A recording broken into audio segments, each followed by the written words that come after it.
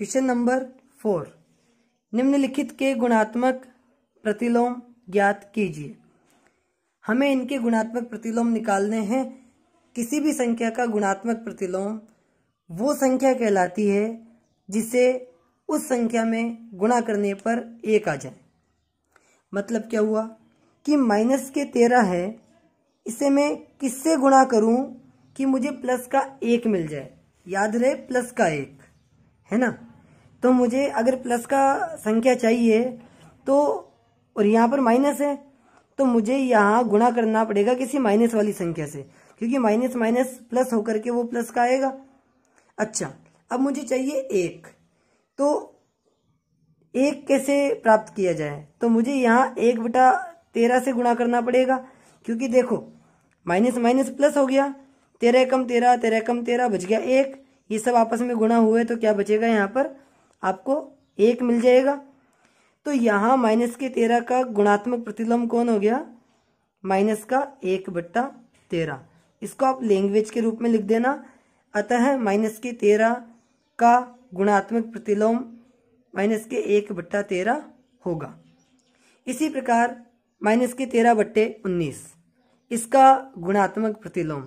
तो -13/19 को मैं किससे गुणा करूं कि मुझे प्लस का 1 मिले? तो देखो माइनस की संख्या है, पहले मुझे इस माइनस को हटाना है, यानी माइनस की संख्या से ही मुझे गुणा करना पड़ेगा।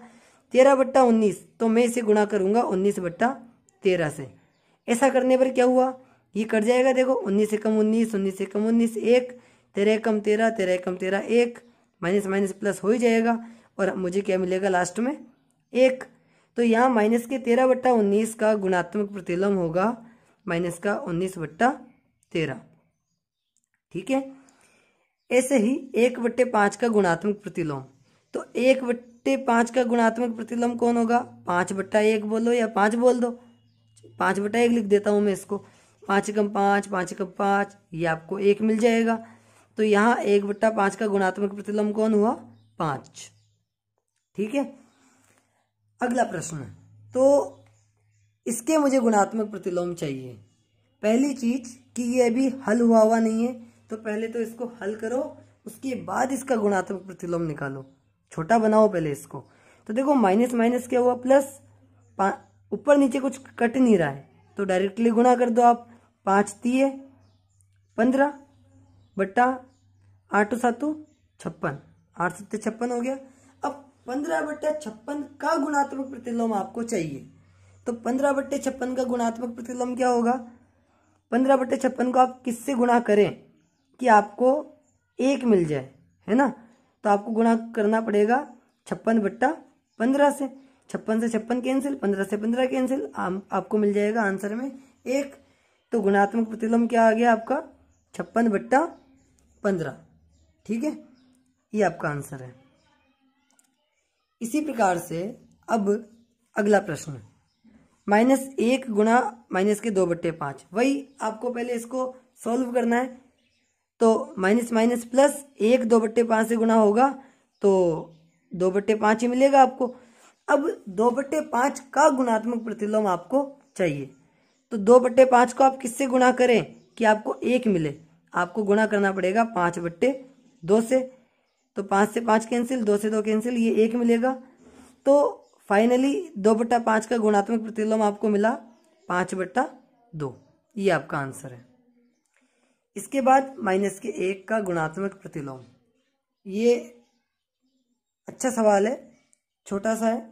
-1 को आप किससे गुणा करें कि आपको प्लस का 1 मिल जाए, है ना।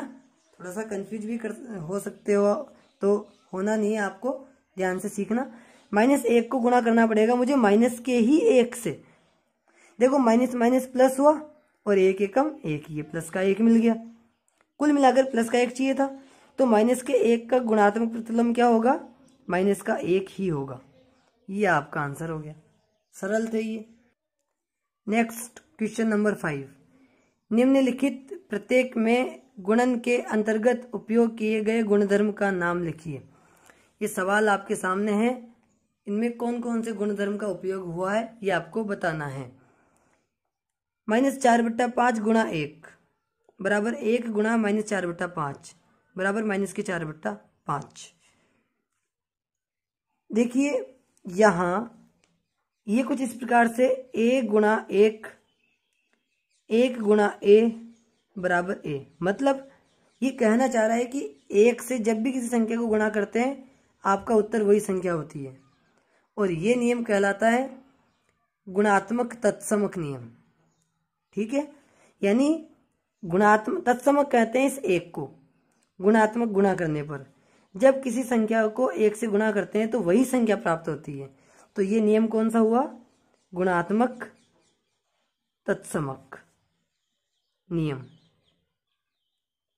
ठीक है, अगला -13/17 गुणा -2/7 बराबर -2/7 गुणा -13/17। ये तो कुछ इस प्रकार का हो गया, a गुणा b बराबर b गुणा a। तो इसे हम कहते हैं गुणात्मक क्रम विनिमय नियम। गुणात्मक क्रम विनिमय, क्रम विनिमय का मतलब आगे पीछे हम क्रम में जमा सकते हैं जब संख्याएं गुणा में आ जाए एक जैसी।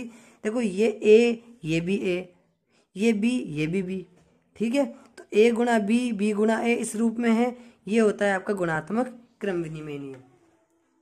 इसके बाद अगला -19/29 गुणा 29/-19 बराबर 1। ये कुछ इस प्रकार का हो गया कि जिसे मान लीजिएगा आप इसको बोलते हैं a/b, तो ये आपका हो गया b/a बराबर 1। ऐसा कब होता है? किसी संख्या का गुणा करते हैं आप उसके अपोजिट को, तो आपको 1 मिल रहा है, इसका मतलब ये इसका क्या कहलाता है? गुणात्मक प्रतिलोम। ठीक है ना, तो यहां कौन सा नियम लग रहा है? गुणात्मक प्रतिलोम। ये बस आपका उत्तर हो गया।